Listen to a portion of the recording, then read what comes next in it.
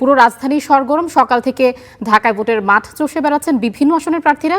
আর এখন আমরা যুক্ত হব মগবাজারে, সেখানে আছেন আমাদের সহকর্মী মাজহারুল ইসলাম।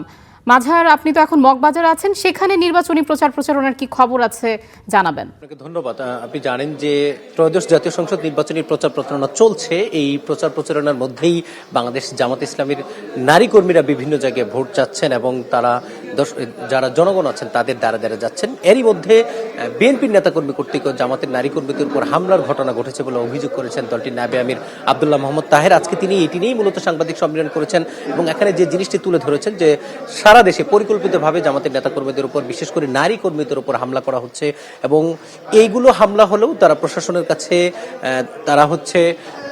তাদেরকে দায়ী দিয়ে তাদের কাছে অভিযোগ করলেও কোনো ব্যবস্থা নেওয়া হয়নি। ফলশ্রুতিতে তারা বলছেন যে নির্বাচন কমিশন লেভেল প্লেইং ফিল্ড এখনো নিশ্চিত করতে পারে নাই এবং তারা আরও যে একটি গুরুতর অভিযোগ করেছেন, এই লেভেল প্লেইং ফিল্ড নিশ্চিত করতে না পারা জাতির সাথে বেইমানি বলে তারা মন্তব্য করেছেন। এবং এই যে জামাতের নারী কর্মীদের উপর সারা দেশে পরিকল্পিতভাবে হামলা হচ্ছে, এটি দেশের বাইরেও নারী কর্মীদের বা বিশেষ করে নারীদের রাজনীতিতে পিছিয়ে যাওয়ার একটি বার্তা যাবে।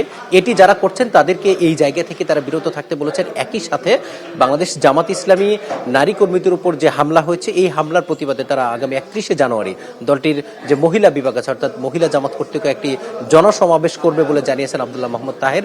তারা যেটি বলেছেন যে রাজনীতিতে এবছরের নির্বাচনটা একটু ভিন্ন প্রকৃতির হওয়ার কথা, কিন্তু নির্বাচন কমিশন যেভাবে এবারে লেভেল প্লেইং ফিল্ড নিশ্চিত করার কথা ছিল এইভাবে করতে পারেনি। ফলশ্রুতিতে তারা ক্ষোভ জানিয়েছেন এবং এইসব বিষয়ে গতকাল তারা নির্বাচন কমিশনের কাছে তারা নানা ধরনের অভিযোগ দিয়েছেন, কিন্তু এখনো পর্যন্ত কমিশন তাদেরকে সন্তুষ্টমূলক কোনো ব্যবস্থা দেখিয়ে দিতে পারেনি, একই সাথে কোনো জবাবদিহিতা করতে পারেনি। এই জন্য তারা বলেছেন নির্বাচন কমিশন আসলে এই নির্বাচন কমিশন একটি সুষ্ঠু নির্বাচন করতে পারবে কিনা এটি নিয়ে তাদের নানা ধরনের আশঙ্কা আছে এবং তারা বলছেন যে নির্বাচন কমিশনকে একটি দলের পক্ষ হয়ে নয়, সারা দেশের রাজনৈতিক দলের স্বার্থে এবং দেশের মানুষের ভোটাধিকার নিশ্চিত করতেই তাদেরকে কাজ করতে হবে এবং এটি যদি চলতে থাকে তাহলে তারা আরো কঠোর কর্মসূচিতে যাবেই বলেই আমাদেরকে জানিয়েছেন।